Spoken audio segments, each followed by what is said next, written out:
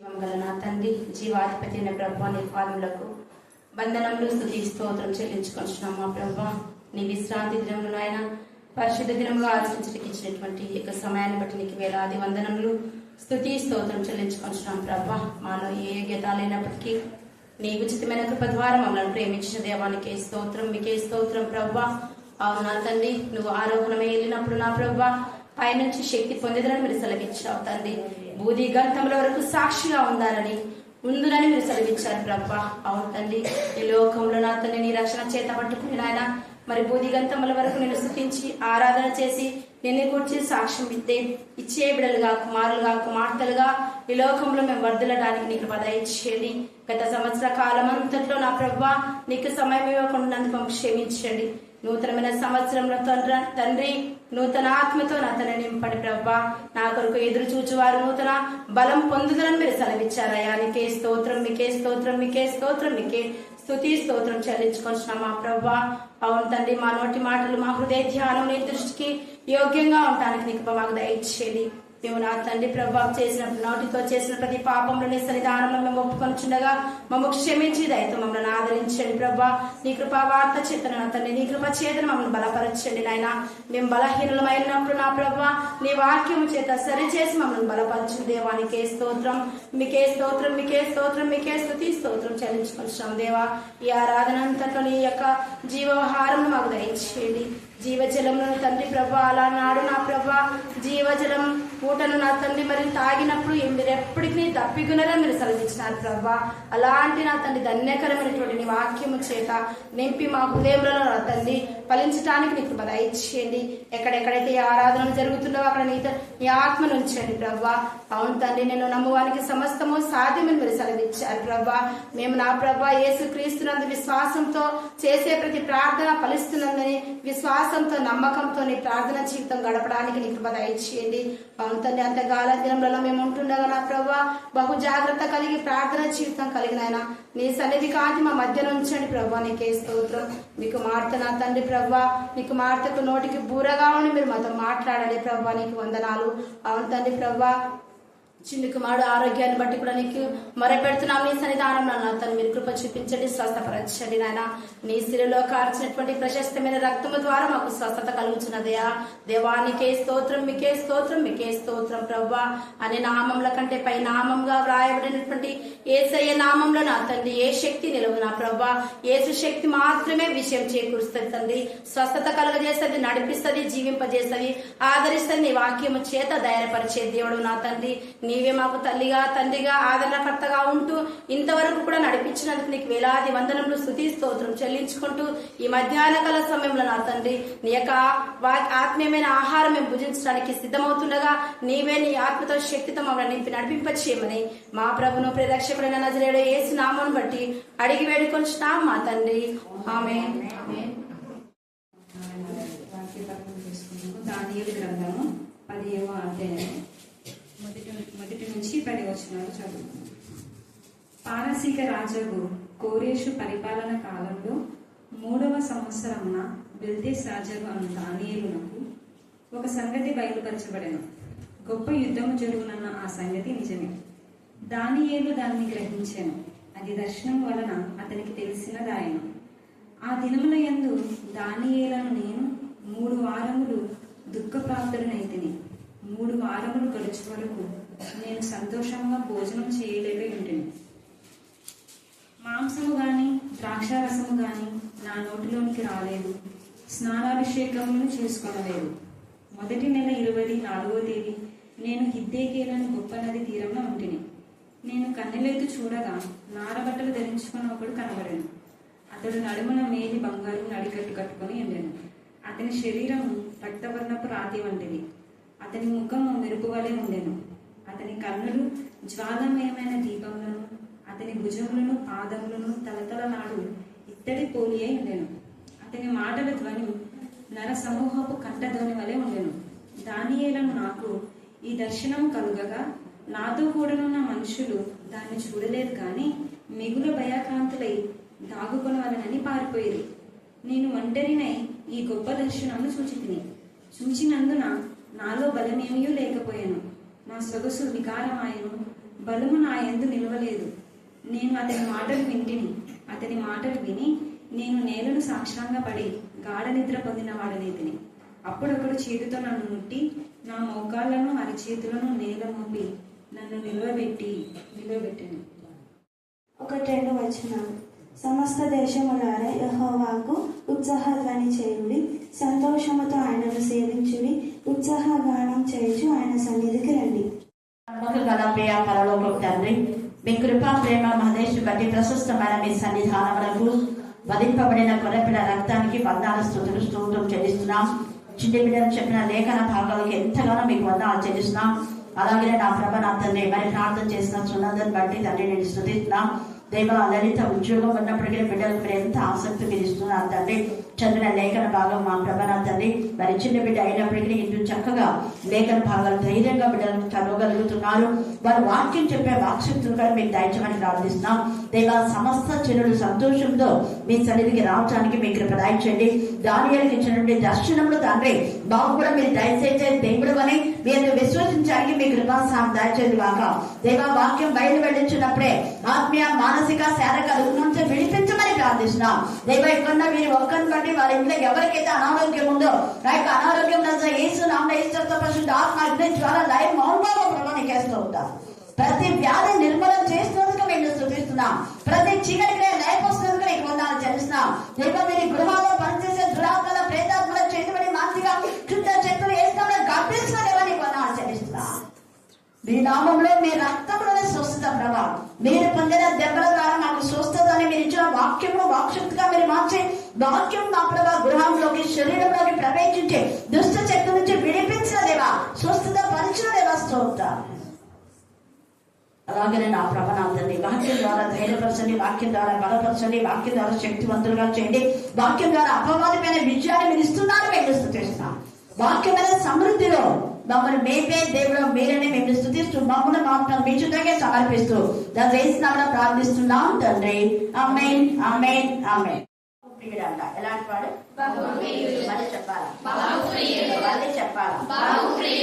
బహు ప్రియులుగా ఉన్న వాళ్లకు ఏం జరుగుతుంది అన్నది మనం ఈ యొక్క దానియేలు 10వ అధ్యాయం అంతా కూడా మనం చేసుకుందాం. 9వ అధ్యాయంలో కూడా బహుప్రియుడు అనే పదాన్ని పదే మెన్షన్ చేస్తారు. అయితే దేవునికి ఇష్టమైనటువంటి వాళ్లకు దేవుడు ఆయన స్వరూపమందు ఆయన కోరిక చొప్పున నరులను చేయుదము అని చేసినటువంటి దేవుడు ఆయన ప్రణాళిక, ఆయన హృదయ వాంఛ, ఆయన అభిలాష, ఆయన కాంక్ష, ఆయన తపన, ఆయన కృష్ణ ఏంటంటే తనలాగానే తన స్వరూపమందు చేసిన మానవుడు తన స్వరూపాన్ని చూడాలి అని, తన స్వరం వినాలని. ఇందాక పిల్లలు చెప్పారు, నా గొర్రెలు నా స్వరాన్ని వింటారు కానీ వేరే స్వరాన్ని వినరు. మరి మీరు వేరే స్వరాన్ని వింటున్నారో ఆయన స్వరం వింటున్నారో నాకు తెలియదు, మీకే అప్పగిస్తున్నాం. నా గొర్రెలు ఎందుకు మాట పదే చెప్తున్నా అంటే ఒకప్పుడు ఇక్కడ ఉండి ఆత్మీయంగా ఎదిగిన పిల్లలు ఎప్పటికీ ఆ సహవాసాన్ని మర్చిపోలేరు. గ్లోరీ కానివ్వండి, జయంతి కానివ్వండి, సునంద కానివ్వండి, వాళ్ళకు ఒక పక్క పోయినా మళ్ళా రావాలనే ఒక తపన. అదే అంటే ఎప్పుడెప్పుడు రావాలి ఇవన్నీ గుర్తు చేస్తుంది జయంతి. గ్లోరీ కూడా అందరికి వచ్చిన వాళ్ళకంతా షేర్ చేసి చెప్తా ఉంది. కారణం ఏంటంటే ఆ విన్న స్వరము వాళ్ళకు లైఫ్ లాంగ్ పనిచేస్తూనే ఉంటుంది. అయ్యా మేము వెళ్ళలేకపోయినామే, డ్యూటీని బట్టి వెళ్ళలేకపోయినాం, మరి యొక్క మరి పిల్లల్ని బట్టి కుటుంబాలను బట్టి వెళ్ళలేకపోతాం అని ఒక తపన ఉండదు చూడండి. అది అంటే వాళ్ళకు దేవుని సన్నిధిలో మళ్ళీ మేము ఉండాలి, అందరితో కలవాలి అన్న తపన వాళ్ళు గుర్తు చేస్తున్నారు. అంటే ఆల్రెడీ వాళ్ళకి ఆ స్వరం ఏమైపోతుంది, రిపీట్ అవుతాము. అందరిని గుర్తు చేసింది జయంతి. సునంద బాగుంటాక గ్లోరీ బాగుందా, రత్నాన్ని విక్టోరియా అనుకునేది. అప్పుడే మర్చిపోయినావా ఎవరు రత్నం ఎవరు తెలియదా, విక్టోరియా ఎవరు తెలియదా, అందులో నవ్వింది. బట్ ఆ రత్నం చూసింది. ఎందుకు నేను ఈ పదం చెప్తున్నా అంటే మన యొక్క లైఫ్ లో మనం పని చేస్తున్నా ఏం చేస్తున్నా దేవుని యొక్క వాక్యం రిపీట్ అవుతూనే ఉండాలి. ఏం చేస్తున్నా ఈ దానియేలు ఎల్లప్పుడూ దేవుని వాక్యం గురించిన తపన తృష్ణలో ఉంటాడు. కాబట్టి తండ్రి అయిన దేవుడు ప్రపంచంలో ఎంతో మంది ఉన్నా కూడా కొంతమందిని ఏర్పాటు చేసుకొని వాళ్ళతో మాట్లాడి వాళ్ళకు దర్శనం ఇస్తూ వాళ్ళ స్వరూపాన్ని తెలియజేస్తూ ఉంటాడు. అది అందుకని ఇక్కడ దానియేలుకి ఇక్కడ ఏమొచ్చింది అంటే స్వరూప దర్శనం. అంతవరకు మనం 9 వరకు వచ్చినటువంటి దర్శనాలు ఏమి అంటే అంత్యకాలంలో జరగబోయే విషయాల గురించి, దేవునికి విరోధంగా ఉండేటటువంటి దేశాలు అంటే దేవుని ప్రజలను ఎవరైతే బాధ పెట్టారో వారికి రాబోయే భయంకరమైన ఉగ్రత గురించి దేవుడు అక్కడ మాట్లాడినాడు. ఆ అధ్యాయాలంతా కూడా మనం అదే చూస్తాం. నెబుకద్నెజరు దేవునికి విరోధంగా పాపం చేసినందుకు శిక్ష వచ్చింది, పశ్చాత్తాపడ్డాడు, మళ్ళీ దేవుడిని క్షమించినాడు. బెల్తెషాజరు క్షమాపణ కోరలేదు, వెంటనే చచ్చిపోయినాడు. మిగతా దైరేషు కానివ్వండి, కోరేషు కానివ్వండి, అహేశ్వరు వీళ్ళందరూ కూడా దానియేలుకు అనుకూలంగా ఉన్నందుకు వర్ధిల్లినాడు. హల్లెలూయా హల్లెలూయా హల్లెలూయా. అంటే దేవుడి పిల్లలు ఎక్కడో యథార్థంగా ఉండాలి అని అర్థం. ఇక్కడ దానియేలు ఒక రాజు ముందు ఒక మాట, ఇంకొక రాజు ముందు ఇంకొక మాట మాట్లాడుతున్నాడా? లేదు. మరి ఏ రాజు అయినా ఒకటే చెప్తున్నాడా? నెబుకద్నెజరు రాజు దగ్గర దేవుని గురించి ఒకటే విధానం చెప్పాడు. కోరహు దగ్గర కోరేషు దగ్గర ఒకటే చెప్పాడు, అహేశ్వరోసుకు ఒకటే చెప్పాడు, దైరేషుకు ఒకటే చెప్పాడు, బెల్తెషాజరుకు ఒకటే చెప్పాడు. ఆయన సజీవము గల దేవుడు, ఆయన సర్వశక్తిమంతుడు, గర్విష్ఠులను అంచివేస్తాడు. ఎక్కడొకటి అక్కడొకటి మాట్లాడే ఈ రోజు ఒక బోధ రేపు ఒక బోధ చేసేవాళ్ళు దేవుడు ఎప్పుడు సహించారు. ఇక్కడ దానియేలు ఎంత యథార్థంగా ఉన్నాడో, అందుకని ఏమంటే నేను యథార్థవంతో నీ సన్నిధిలో ఎలా ఉంటున్నా ప్రభా నీకే తెలుసు. హిజ్కియా సేమ్ అదే ప్రార్థన చేశారు. తర్వాత పేతురు అంటాడు యోహాను సువార్త 21లో, నిన్న మనం ధ్యానం చేసుకున్నాం. పేతురు, నువ్వు నన్ను ప్రేమిస్తున్నావా? ప్రేమిస్తున్నాను ప్రభా. రెండోసారి ప్రేమిస్తున్నాను ప్రభా. మూడోసారి అడిగేసరికి వెళ్ళినాను, ఇంకా నీ తెలుసు ప్రభా, నేను చెప్పాలన్నా నీకు అంతా తెలుసు కదా. అంటే ఎన్నిసార్లు అడిగే మన మాట ఏమి ఉండాలో ఒక్కటే. ఇంకొక ప్రశ్న మీకు వేస్తాను నేను. నిన్న ఎంతమంది రిట్రీట్కి వెళ్ళారు? ఓపెన్గా చేతులు ఎత్తండి, ఏం పర్వాలేదు. ఎంతమంది బాగా ఎత్తాను మంచిగా వెళ్ళిన వాళ్ళు, సరే కదా. ఇంతమంది వెళ్ళినప్పుడు మీరు తప్పు అనేది చేసినప్పుడు ఖచ్చితంగా ఖండించాలి, అవును కాదు? తప్పు అక్కడ జరుగుతుంది అన్నప్పుడు ఖచ్చితంగా ఖండించాలి. అక్కడ ఏం తప్పు అని మీరు అనొచ్చు. మీకు ఇన్ని రోజులు పాస్టర్మా ముసుగు అని ఎన్నిసార్లు యాక్షన్ చేస్తుంటున్నాయి, ఇట్లా చేసి ఇట్లా చెప్పి మీకు ముసుగులు ఎందుకు ఇచ్చింది ఏసుకోవాలా అని. మరి చెప్పినామే స్పీకర్ చెప్పొచ్చు కదా. Yes are no? గద్దించినారా మీరు ఎవరైనా? Thank God. సెలెక్ట్ చేసుకున్నావు కాదు, నువ్వు చెప్పాలా? వాడి సెలెక్షన్ అవసరం పెట్టేస్తే నువ్వు ఒకసారి మమ్మల్ని అయితే అంటే మేము నోరు లేని వాళ్ళనే మమ్మల్ని గద్దిస్తావా? అసలు అమ్మ అని కూడా ముసుకేస్తావు. వాక్యం లేదు, ముసుకేసుకొని వాడు ఎంత వల్గర్ లాంగ్వేజ్ అసలు. అదే పాస్టర్, అసలు పాస్టర్ లక్షణాలు అవి. నేను అందుకే కొంతమంది అంటే వాళ్ళు పాస్టర్ కదా రౌడీలు అని. తర్వాత సంఘంలో ఒక పాస్టర్ అని కొట్టినారు అంటే ఏ పాస్టర్ అయినా కొడతారా? ఇంతవరకు కొట్టినారా? గద్దించినారా? చెప్పండి. ఏ పాస్టర్లు చేస్తారా పని? Rowdy pastor. ఎస్ అన్నా జరిగిందా? నేను ఓపెన్గా మాట్లాడతాను. అల్లరి ప్రతి నీచే కాలం ఉండేది ఎక్కడ అంటే దేవుని సన్నిధి ఉండే చోట ఉండదు. మనం ఎప్పుడైనా రిట్రీట్ ఎంత ప్రశాంతంగా కదా. హల్లెలూయా హల్లెలూయా. దానియేలు అదే గద్దిస్తాడు బెల్తెషాజరుతో, కానీ చెప్పినా కూడా రిపెంట్ కాలేదు. కొంతమంది వెంటనే చెప్తే రిపెంట్ అవుతారు. నిన్న ఎమ్మెల్యే పాస్టర్ వచ్చినారు, ఎంత చక్కగా. అక్కడ మేము కేవలం రిట్రీట్ కోసం రాలేదు, మీ దగ్గరికి రావాలని వచ్చినాం. అక్కడ వాళ్ళతో కూడా చెప్పినాం, 5 ఏళ్ళైంది మేము రాలేదు, కానీ అక్క దగ్గరికి వచ్చి ప్రేయర్ చేయించుకున్న వాళ్ళు మా చర్చి కట్టడం కోసం అని వచ్చి ప్రేయర్ చేసి అని నాకు ఏ సేవకులు రానివ్వాలి వాళ్ళనే రానివ్వాలి, ఎవరు పడితే వాళ్ళని రానివ్వకూడదు. అర్థమైందా? వాళ్ళు ఎంతసేపు బాగా దేవుని గణపరిచి తర్వాత అన్ని గుర్తు చేసుకొని అక్క అందరికీ చెప్పు. కర్ణాపీఠంలో ఆ అన్న అన్నాడు, నాకు చాలా సంతోషమైంది అక్క, నువ్వు అసలు ఈ పని ఎప్పుడో చేసుకున్నాను. యాజ్ ఎ పాస్టర్గా ఎంత సీనియర్ పాస్టర్ రిమైనర్ అన్న కదా. యాజ్ ఎ పాస్టర్గా అక్క ఇప్పుడు కాదు ఎప్పుడో తెలిసింది, కానీ నీకు అది లేదు. నీకు నా సంఘం అని సంఘాన్ని గురించి నువ్వు పోరాడడం మాకు తెలుసు. స్త్రీల కూటమి కంటే బుధవారం మంది ఎక్కువ వచ్చాడు, 300 మంది సాక్ష్యం. ఇప్పుడు ఎంతమంది వస్తున్నారో అడుగుతున్నాను ఆంటీ, అడిగినానక్క. సంఘ పెద్దలు కూడా చెప్పినారు, క్షమాపణ కోరినాం, రమ్మన్నాము. కానీ అక్కకు అప్పగించడం అంటే నేను దేవునికి అప్పగించుతాను. వాళ్ళు అక్కకు అప్పగించాను, నేను ఎవరికి అప్పగించాను? హల్లెలూయా. నేనేమన్నా నా గొర్రెలు నా స్వరాలు ఎక్కడున్నా ఉంటాయి. చర్చిలో ఉన్నా ఉంటాయి నా గొర్రెలు, ఇక్కడ ఉన్నా ఉంటాయి, చెట్టుకి తెప్పినా ఉంటాయి, ఇళ్ళలో చెప్పినా ఉంటాయి. ఎక్కడున్నా భావన సంఘ పెద్ద అయినా ఎక్కడ ప్రార్థన పెట్టినా వచ్చేవాడు. ఎందుకు? ఆయన స్వరం తెలుసు. ఆయన ఆ స్వరం వినపడితేనే లాక్కొని వచ్చేస్తాడు, పాట పాడతాడు. అన్నకు నోరు పోయే వరకు పాడినాడు. నేను ఎక్కడ మెసేజ్ ఇచ్చినా బాబాను. ఎందుకు నేను ఈ మాట చెప్తున్నా అంటే, దానియేలు లాగా యథార్థంగా మనం ఉంటే ఖచ్చితంగా మనం తప్పును ఖండించే. వాళ్ళు ఏర్పాటు చేసుకున్నారు, ఇల్లు ఏర్పాటు చేసుకున్నారు కాదు. ఆడ చెప్తుంటే అప్పుడు మైక్ పెట్టమని చెప్పే పాస్టర్ వచ్చి, చూడమ్మా నువ్వు ముసుగేసుకొని మా సంఘంలో ఎప్పుడైనా అదే పొద్దు చేయాలని చెప్పాలి. అది రాజా అంటే. నాలాంటిది అయితే నేను వెంటనే చెప్తుంది. నేను అందుకే చెప్తాను, వీళ్ళు చేసేవి నేను వచ్చుకోలేను కాబట్టి రానున్నా పెట్టాను. హల్లెలూయా. హల్లెలూయా. తర్వాత అన్ని భాషలు ఏం భాషలు అని కూడా మెసేజ్ ఇచ్చినాడు. అవును కదా? నూనె రాసేది ఎవరు? ఇంకా పెద్దలు రాయాలి. ఎవరి దగ్గర ఉంటే ఎవరు మీరు ప్రార్థన చేయించుకోవద్దు. కానీ నిన్న అన్నీ అదే జరిగింది. అవునా? ప్రార్థన చేయించుకున్నారు, అదే మనిషి ఎదుట, అన్న మనిషి ఎదుట నూనె రాయించుకున్నారు, అన్న మనిషి ఎదుట, అన్న వాళ్ళ ఎదుట. మళ్ళీ వీళ్ళు పిలిచిన వాళ్ళు కూడా ఇంతకుముందు సెక్రటరీ ఏ అక్కడ భాషలు ఉన్నాయి, అది అసలు అర్థం కాని భాష అని బెంజామ్లో చెప్పేటప్పుడు సమర్థించిన వాళ్ళు. మరి అదే వాడు మళ్ళీ ఎవరు నిలిచాడు ఇప్పుడు? అది అందుకే అన్నారు నిన్న. అంతా చాలా మంది అన్నారంట, ఎవరు దవ్విన గుందలో వాళ్ళే అన్నారు. బాగా జరిగిందిలే, ఇన్ని రోజులు ఆత్మీయంగా జరిగినటువంటి రిట్రీట్ను ఎట్లా చేసినాడు, ఎంత ఖర్చు పెట్టి దేవుడు ఎక్కడుంటాడు.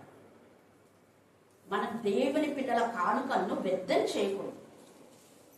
నిన్న ఆ డెకరేషన్ ఒక రోజు అయిపోతుంది. అవునా కదా? అదే డెకరేషన్ కు పెట్టేటటువంటి లక్షలు ఒక చోట సంఘాన్ని కట్టడానికి ఇస్తే దేవునికి మహిమకరంగా ఉంటాయి. నువ్వు డెకరేషన్ చేసావా లేదో అడగరా తండ్రి అయిన దేవుడు. పేదలకో బైబుల్ పంచడమో ఏదో మంచి కార్యానికి వాడాలా, డెకరేషన్ కాదు. ఏదో కొంచెం సింపుల్ గా చేసుకోవచ్చు, అంత మటుకే. లక్షలు కాదు పెట్టేది. ఆ స్పీకర్ కు 50,000 అంటాం. నిన్న నాకు అందరు అడుగుతున్నారు, అక్క 50,000 అడుగుతారా అంటే వాళ్ళకు 20,000 ఉంటుంది, 30,000 తొత్తులకు ఉంటుంది అన్న. అందుకే 50,000 నీకు ఇస్తున్నామని అమౌంట్ చేసి ఇవ్వను, అది రైట్ వే. అందరి ఎదుట మనం మీకు 50,000 కానుకిస్తున్నాం అంటే అది తెలిసిపోతుంది. వాళ్ళకు లోపల ఇచ్చేది ఎవరు తెలుసు? కవర్లో పెడతారు, ఇస్తారు. వీళ్ళ కవర్లో సగం పోతాయి. దేవుడు మెచ్చే కార్యాలు కాదు. ఇంకొకటి ఏం చేస్తా, ఇంత లక్షలు పెట్టి చేసినటువంటి దాంట్లో ఒక్క ఆత్మకైనా పశ్చాత్తాపం వచ్చిందా? కొన్ని ఒక్క ఆత్మైన ఆత్మతో నింపబడిందా? ఒక్క ఆత్మైన రక్షణలో ఎదిగిందా? ఎదిగితే మంచిదే. కానీ నిన్నంతా సంగడం గొడవలమైన. హల్లెలూయా. నేను ఎందుకు చెప్తున్నా అంటే, అలాంటి వాళ్ళకు పోయే కంటే ఇంటి దగ్గర ధ్యానం చేసుకొని ప్లాన్ చేయండి, మీకు ఎంత మెసేజ్ చూడాలి. మీరు వెళ్ళండి, మంచి రైట్ మెసేజ్ ఉంటే పోండి, వద్దని నేను అసలు చెప్పాను. దానియేలు ఏం చేసినాడు? అయ్యో నేను మందిరానికి పోవాలా, సమాజ మందిరానికి పోవాలా, వాళ్ళ వాక్యం వీళ్ళ వాక్యం వినకూడదనే కాదు, కానీ ప్రతికూల మరి పరిస్థితులప్పుడు ఇంట్లోనే దేవునితో మాట్లాడినాడు. కాబట్టి దేవుని దర్శనం ఆయనకు వచ్చింది. అది నేను మీతో మాట్లాడుతున్నాను. అంటే నేరుగా సుడిగా మాట్లాడినాడు దానియేలు. తర్వాత ఇంకొకటి ఏంటంటే, దానియేలులో ఉన్న ముఖ్య లక్షణం, ఎప్పుడు దేవునితో సన్నిహిత సంబంధం కలిగి ఉన్నాడు, దేవుని స్వరాన్ని వింటున్నాడు. కాబట్టి దేవుని స్వరాన్ని అర్థం చేసుకుంటున్నాడు, దేవుని స్వరాన్ని గ్రహిస్తున్నాడు. దేవుని స్వరాన్ని గ్రహించే దేగా రాజులో కూడా చెప్పేస్తున్నాడు, ఇది అని దాచుకోవట్లేదు. ఏది సగం దాచి చెప్పండి, అన్ని వివరంగా చెప్పేస్తున్నాడు. అయితే ఈ దానియేలు దేవుని స్వరాన్ని విన్నారు, కానీ మిగతా వాళ్ళు విన్నారు. ఇక్కడ మనం ఆత్మ పరిశీలన చేసుకోవాలి. దేవుని స్వరం దానియేలుకే వినపడడం ఏంది, మిగతా వాళ్ళు ఎందుకు వినలేదు? అంతే. వాళ్ళు వినకుండా ఆ మనుషులంతా దాన్ని చూడలేదు. చూడండి 7వ వచనం చదవండి. 10వ అధ్యాయం దానియేలు 7వ వచనం. దానియేలు నాకు ఈ దర్శనము కలుగగా నాతో కూడనున్న మనుషులు దాన్ని చూడలేదు, కానీ చూడండి దాని దర్శనం వాళ్ళకి కనపడా, వాళ్ళు కూడా ఉన్నారు, కానీ దానియేలుగా చూస్తున్నాడు. దానియేలు ఆత్మ నేత్రం తెరపడు. ఈ మధ్యాహ్నం ముందు దేవుని స్వరాన్ని నువ్వు వినగలుగుతున్నావు, అర్థం చేసుకుంటున్నావు. దేవుని స్వరం నీ ఇంటికి వెళ్తుంది, నీ ఇంట్లో పేషెన్స్ ని స్వస్థత పరుస్తుంది నీ విశ్వాసం. హల్లెలూయా హల్లెలూయా హల్లెలూయా హల్లెలూయా హల్లెలూయా. ఇందాక సునంద ప్రార్థన చేసింది ఎవరికో బాగాలేదని. ఆమె ఇంటికి వెళ్ళినప్పుడు వాళ్ళకి బాగోదు కాక. హల్లెలూయా హల్లెలూయా హల్లెలూయా హల్లెలూయా హల్లెలూయా. చాలా మందికి అలాగా వచ్చేటప్పుడు ప్రే చేస్తారు, ఇంటికి వెళ్ళినప్పుడు బాగైందని చెప్పిన వాళ్ళు ఉన్నారు. అందుకు దేవుని స్తుతిస్తున్నాను. ఇక్కడ ఎంత ఇదిగా అందరూ ఉన్నారు. ఆ నాతో కూడా ఉన్న మనుషులు ఎంతమంది ఉన్నారో తెలియదు. బట్ ఆయనతో కూడా ఉన్న మనుషులు దాన్ని చూడలేదు. కానీ వాళ్ళకి ఏమైందంట, మిగుల భయాక్రాంతులై చాలా భయమై దాక్కున వల్లని పారిపోయిన రాలేదు. హల్లెలూయా హల్లెలూయా హల్లెలూయా. దేవుని పిల్లలు రైట్ వేలో వాక్యం చెప్తే వాళ్ళు పారిపోతారు. నిన్న ఇమ్మానుయేల్ అది కూడా చెప్పిండు.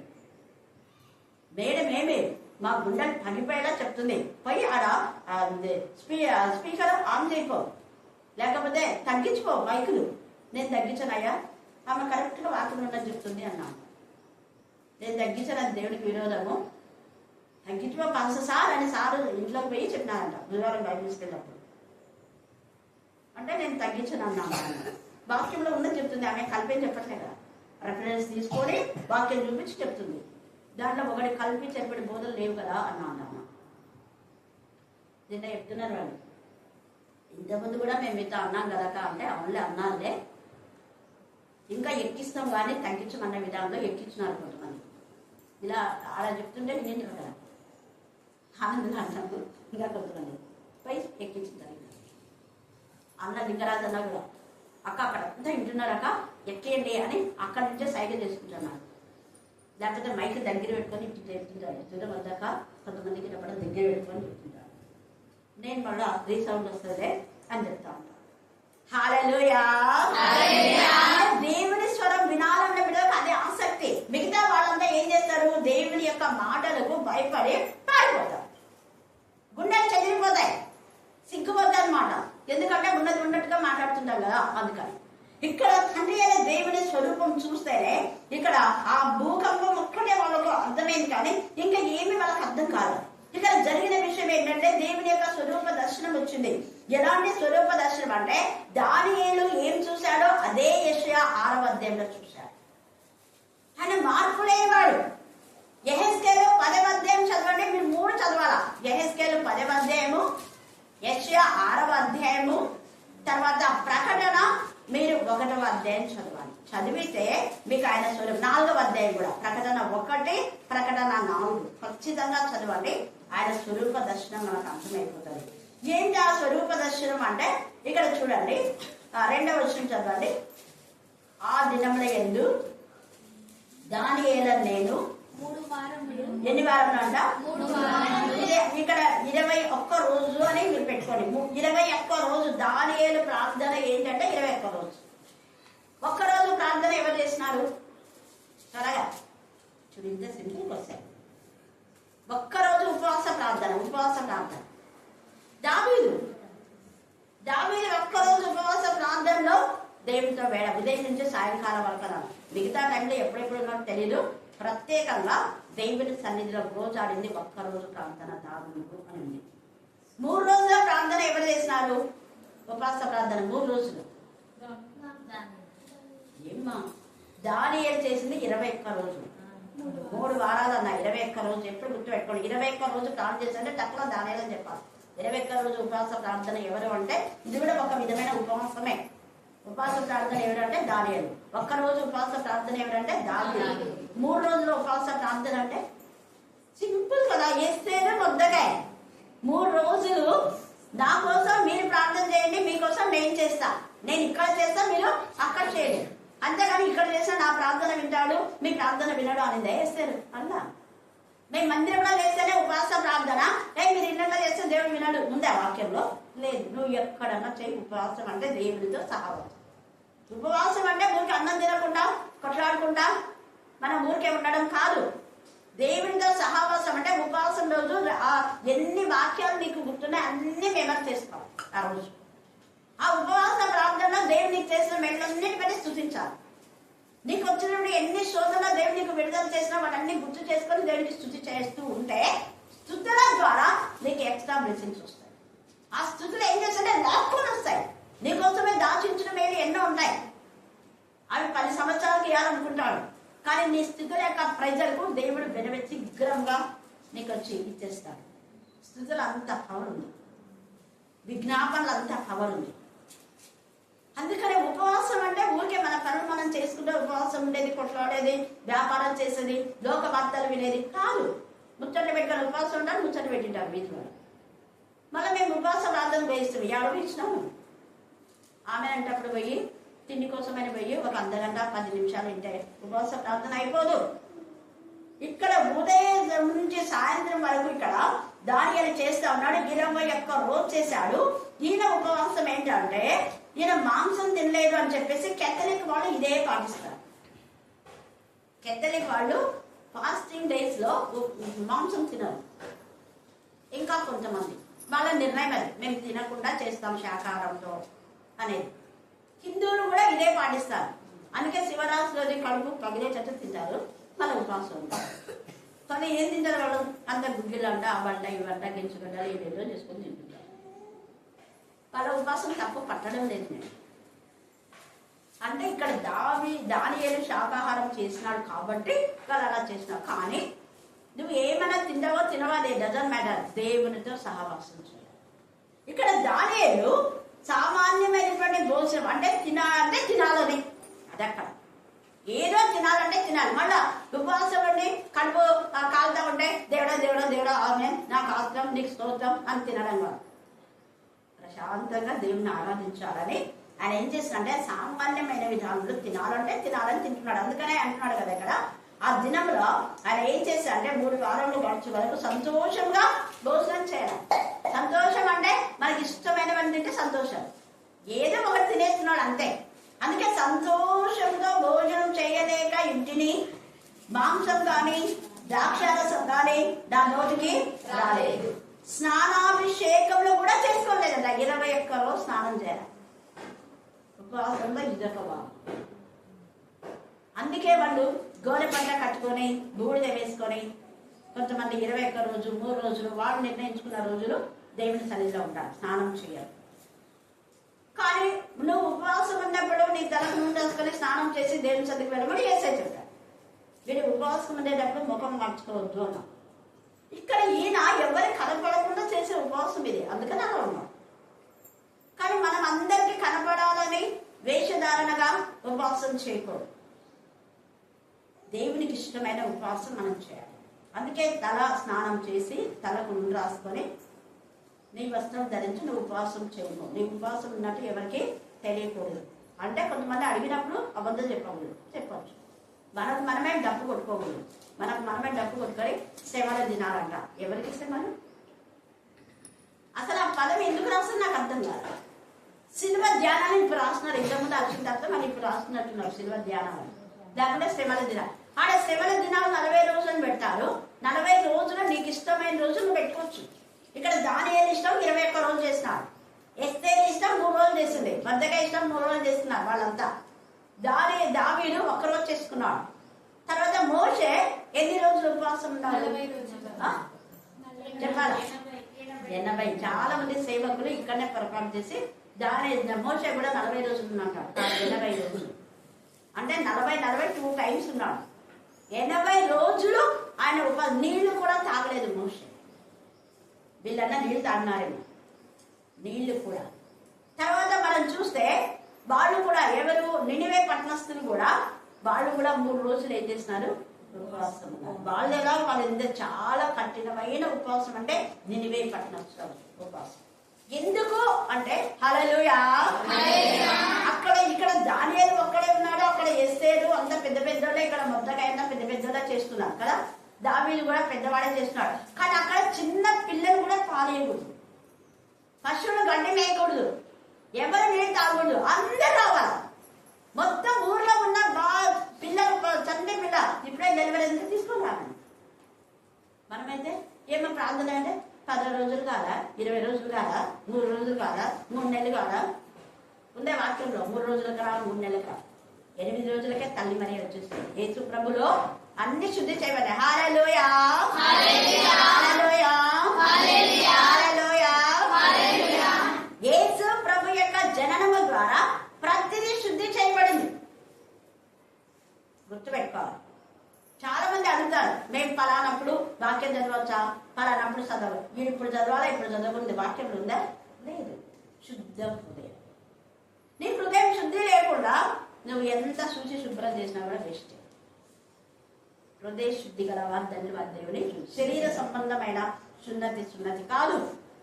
శరీర సంబంధంగా అంటే కొంతమంది స్నానం చేయలేదో ఇంకా ఏదేదో చెప్తుంటారు కదా, లేడీస్ వాళ్ళకి సంబంధించినవి, అవన్నీ లేదు ఇక్కడ వాక్యం. హృదయ శుద్ధి. దానియేలు శుద్ధ హృదయంతో చేశాడు కాబట్టి స్నానాభిషేకం కూడా చేయకుండా మొదటి నెల 24వ తేదీ హిద్దేకేలను గొప్ప నదీ తీరంలో ఉంచుని అప్పుడు వచ్చింది. అండర్లైన్ చేసుకోండి. ఈయనకు దేవుని మందిరంలో వచ్చిందా దర్శనం? ఏమన్నా దేవుని మందిరంలో కూడా జకయ్యకు ఎలిజబెత్కి వచ్చింది.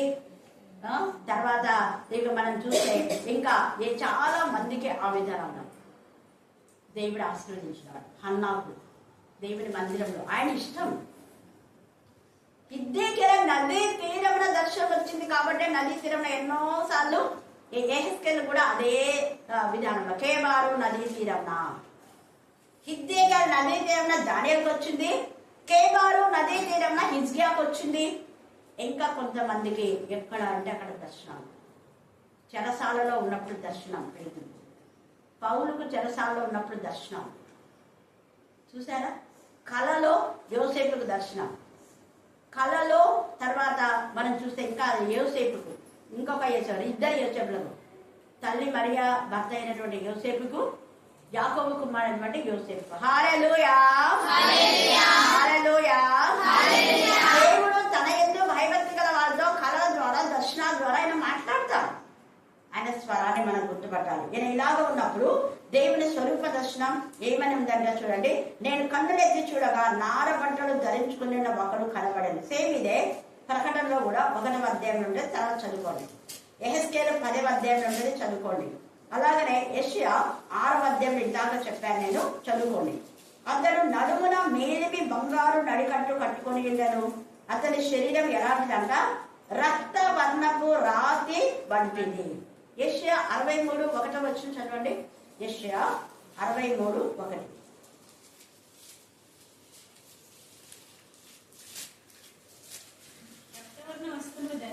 రక్త వర్ణ వస్త్రములు ధరించి ఏదోము అంటే ఎరుపు, ఏదోము నుండి వచ్చుతున్న ఇతడు ఎవరు?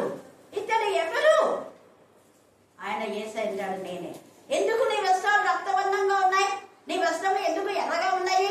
అవును, నేను కోపం వచ్చి నా ఒంటరిగా నేను గానుగను తొక్కి తిని దేవునికి విరోధమైన వాళ్ళందరినీ తొక్కాను, వాళ్ళ రక్తం నాకు ప్రవహించింది. ప్రతి మనిషి యొక్క పాపం అనే రక్తం ఎర్రగా ఉంది కదా. యెషయా 1వ అధ్యాయంలో మీ పాపంలో రక్తం వల్లే ఎర్రనివైనను, కెంపు వలె ఎర్రనివైనను, హిమము వలె తెల్లగా, గొర్రెబొచ్చు వలె తెల్లగా చేస్తానన్నాడు. 1వ అధ్యాయం 18-19 చదవండి. అలాగ తెల్లగా చేయబడిన తర్వాత మీరు సమ్మతించి నా మాట, నా స్వరాన్ని వినడానికి నా దగ్గరికి వస్తే భూమి యొక్క మంచి పదార్థాలన్నీ మీవే. హల్లెలూయా, హల్లెలూయా, హల్లెలూయా. కాబట్టి మధ్యాహ్న కాల సమయమందు దానియేలుకు వచ్చిన ఈ దర్శనం చూడండి, ఎంత చక్కగా ఆయన శరీరం గురించి వర్ణిస్తున్నాడు. ఆయన శరీరం అంతా రక్తమయమైపోయింది మనకు తెలుసు. అందుకే రక్త వర్ణపు రాతి అంటే ఇది ఒకలాంటి డైమండ్, కెంపు. తర్వాత అతని ముఖము మెరుపు వలె ఉండేది. ముఖం ఎలా ఉందంట? కోటి సూర్య తేజులను మించిన తేజమయుడ యేసయ్య అని పాడతారు. కోటి సూర్యుల తేజస్ ఎంత అందుంటది. అతని కన్నులు జ్వాలామయమైన దీపములు అంట. కన్నులలోనూ దీపం, ఆ దీపంతో మన కన్నులు వెలిగిస్తున్నారు. మనిషి దేహానికి దీపం ఏంటి? కన్ను. నీ కన్ను దేహానికి దీపం కాబట్టి నీ కన్ను బాగుంటే నీ దేహం అంతా ఎలా ఉంటది? బాగుంటుంది. నీ కన్ను చెడితే నీ దేహం కూడా ఏమైపోతుంది? చెడిపో. హల్లెలూయా. మన కన్ను తేటగా ఉండాలంటే వాక్యము మన కన్నుల్లో ఉండాలి. వాక్యమే దీపం. ఆది యందు వాక్యం ఉండండి, వాక్యము వెలుగు. ఆ వాక్యమే కృపా సంపన్నుడై మనలో, మనతో, మన మధ్య నివాసం చేస్తుంది. ఒక్కరోజు వచ్చిపోయేది కాదు.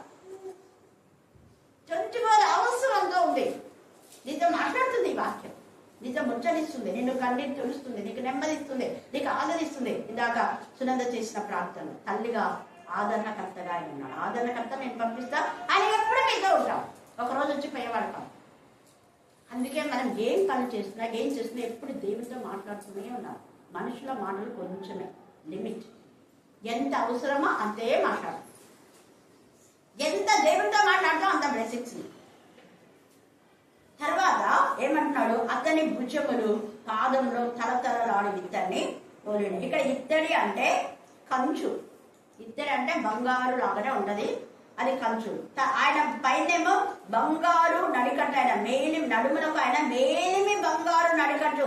ఏసైకు మేలిమి బంగారు నడికట్టే ఉంటే మనలో బంగారు నగలు వేసుకోకూడదు. వాక్యంలో ఎక్కడ లేదు, తప్పుడు కూడా. ఒక్కటి రెండు వేసుకోవచ్చు, కానీ మళ్ళీ అన్ని అలంకరించుకొని ఇక్కడంట అక్కడంట పాపడి బిడ్డ ఏమేమో అప్పుడు లేదు. అందుకని నేను మీ చంద్రవంకాల్లో మీ యొక్క సూర్యబింబం తీసేస్తా, చేతి అద్దం తీసేస్తా అన్నాడు. మురుగుడు మీకు ఇస్తానన్నాడు. ఎందుకంటే వాళ్ళు దేవుని సన్నిధికి రాకుండా జనాలకు అన్ని నాణ్యాలు, ఇక్కడ పాపడి బిల్ల ఉండ, జడ బిల్ల ఉండ, అవి దీనిలాగే సరిపోవాలి. చోకులు చేసుకునే కానీ టైం లేదు, దేవుని సన్నిధికి ఉండదు. అందుకనే భక్తి కలవారు చెప్పుకునే విధానంలోనే ఒక్కటి లేక అలానే వస్త్రాలు కూడా 20,000 10,000 కొనడం లేదు. నీ స్తోమతకు తగినట్టుగా, నీకు శక్తికి మించి నువ్వు చేయదు. అప్పు చేసి వాళ్ళు తీసుకున్నారు ఇది చేయదు. అందుకనే తగు మాత్రము వస్త్రంలో రాయబడింది అక్కడ. దేవునికి మహిమపరిచే విధానంలో మనం బ్రతుకుడు ఉండాలి. ఇక్కడ బంగారం అనేది పాపం కాదు. ఏమో వాళ్ళు వేసుకోకపోతే వేసుకున్న వాళ్ళంతా పాపలో అన్నట్టుగా చూసుకుంటారు కొంతమంది పిల్లలు. హృదయం అంతా పాషాణమే, పైకి మాత్రం నగలు ఉండవు, అవి ఉండవు. తెల్ల చీర కట్టుకుంటే దేవదూతలు కాదు, నల్లది చేసుకుంటే దయ్యాలు. హృదయ శుద్ధి గలవారు తల్లి వారి దేవుని నలుపు అనేది ఒక సింబల్ లాగా. బ్లాక్ డ్రెస్ పెట్టుకుంటారు దుఃఖమైనప్పుడు, అలా సంతోషమైనప్పుడు విజయానికి గుర్తు తెలుపు అంటారు కదా. ఇంకా ఎరుపు కూడా కొంతమంది పెట్టుకుంటుంటారు. కాబట్టి ఈ సమయంలో మనము దేవుని మహిమపరచాలి. యేసయ్యనే మేలిమి బంగారు దట్టింది. మేలిమి బంగారు దట్టి తర్వాత నడుముకు దట్టి ఇక్కడ మెడకంతా ఇక్కడ నుంచి ఇదంతా కూడా కవచం ఉన్నది, బంగారు కవచమే, స్వచ్ఛమైన బంగారు. బంగారు అనేది పాపం కాదు. కాకపోతే అప్పు చేసి బంగారు తీసుకుందండి. నీ దగ్గర ఉంటే శక్తి లోపల లేకుండా తీసుకో. ఉంది కదా అని అవసరాలకు వాడుకోవడానికి ఉంది కదా అని 10 దండలు వేసుకోమని కాదు. 10 దండలు నీకుంటే ఇతరులకు ఉపయోగకరంగా వాడదు, నీ ఇంటి వారికి ఉపయోగకరంగా వాడు. బంగారం తీసుకోకూడదని చెప్పలేదు, బంగారం వేసుకోకూడదని చెప్పలేదు. లిమిట్. హల్లెలూయా, హల్లెలూయా. ఇంకా చాలా ఉన్నాయి. ఒంటరిగా ఈ గొప్ప దర్శనం చూచినందున నాలో బలమేమియో లేకపోయాను, నా సొగసు వికారమాయను, బలము నాయందు నిలవలేదు. నేను అతని మాటలు వింటిని, అతని మాటలు నేను విని నేను నేలను సాగున పడి గాఢ నిద్ర పొందిన వాడనైతేనే మౌని అయిపోయినాడు. ఇక్కడ గాఢ నిద్ర అంటే మౌనం.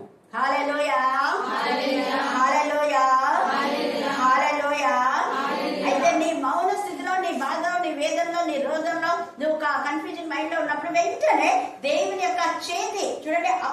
అప్పుడు ఒకడు చేతితో నన్ను ముట్టి నా మోకాళ్ళను అరచేతులను నేలను మోపి నన్ను నిలవబెట్టి, నిన్ను నిలబెడతాడు, నేను బాగుంటాను. దేవుడి లేఖన భాగం దీవించి ఆశీర్వదించు గాక. ఆమేన్, ఆమేన్ అని ఈ సమయంలో ప్రార్థన సువర్ణక్క మనను ప్రార్థన 26వ అధ్యాయము 26 నుంచి 30 వచనంలో లేఖన భాగం చదువుకున్నాం. వారు భోజనం చేయుచుండగా యేసు ఒక రొట్టె పట్టుకొని దాన్ని ఆశీర్వదించి విరిచి తన శిష్యులకు ఇచ్చి, మీరు తీసుకొని తినుడి, ఇది నా శరీరం అని చెప్పాను. మరియు ఆయన గిన్నె పట్టుకొని కృతజ్ఞతాస్తుతులు చెల్లించి వారికి ఇచ్చి, దీనిలోనిది మీరందరూ త్రాగుడి, ఇది నా రక్తం, అనగా పాప క్షమాపణ నిమిత్తము అనేకుల కొరకు చిందింపబడుచున్న నిబంధన రక్తము. నా తండ్రి రాజ్యంలో మీతో కూడా నేను ఈ ద్రాక్షరసము కొత్తదిగా తాగు దినం వరకు ఇకను దాన్ని త్రాగనని మీతో చెప్పుచున్నాను. అంతటా వారు కీర్తన పాడి ఒలీవల కొండకు వెళ్ళిరి. దేవుడి లేఖన భాగమును దీవించి ఆశీర్వదించుకున్నాక ఆమెన్, ఆమెన్, ఆమెన్.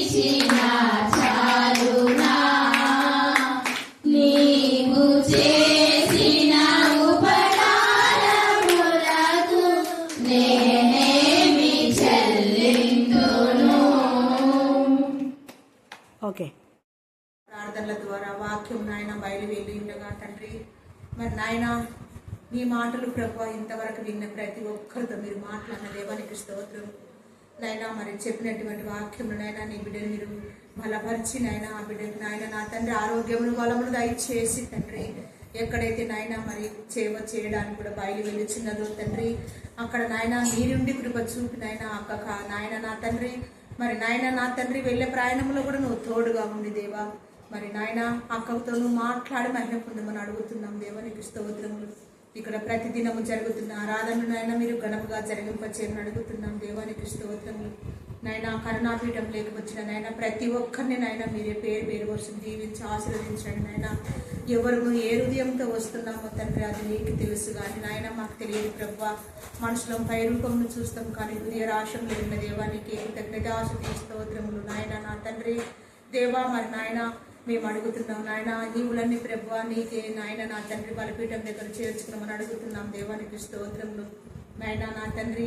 మరి ప్రభు అక్క నాయన ఎంతగా నా తండ్రి ఒక్కొక్క మాట నాయన హృదయంలో గుచ్చుకునేలాగా నాయన అక్క చెప్పి ఉన్నదంటే తండ్రి, మరి అక్కని నాయన ఇంకా మీరు వాడుకునండి దేవానికి స్తోత్రములు తండ్రి. నైనా ఇంకా అక్కకి నాయన బలమును దైత్యమును అడుగుతున్నాం దేవా, ఆరోగ్యమును దైత్యమును అడుగుతున్నాం దేవానికి స్తోత్రములు తండ్రి.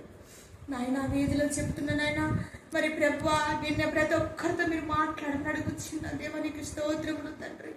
నాయన వినక నాయన మేము నా తండ్రి మరి ప్రభు వెనుక పడిపోతున్నా మేము దేవ మమ్మల్ని క్షమించమని అడుగుతున్నాం దేవానికి స్తోత్రములు తండ్రి. దేవా నాయన నా తండ్రి సేవకులను సేవకురాలను మీరు బలపరచమని అడుగుతున్నాను దేవానికి స్తోత్రములు తండ్రి. నా నాయన మరి ఎక్కడైతే ఈ దినం తండ్రి మరి ఎటువంటి కార్యక్రమాలు జరిగి ఉన్నావో దేవా అక్కడ మీరుండి కృప చూపమని అడుగుతున్నాను దేవానికి స్తోత్రములు.